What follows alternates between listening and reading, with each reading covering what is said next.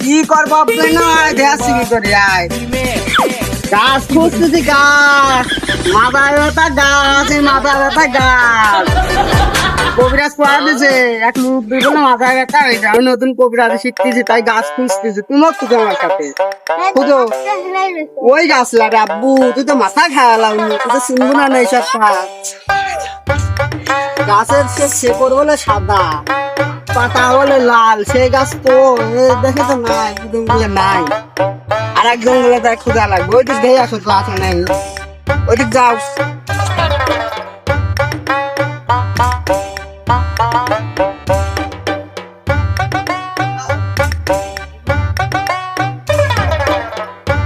এটা তো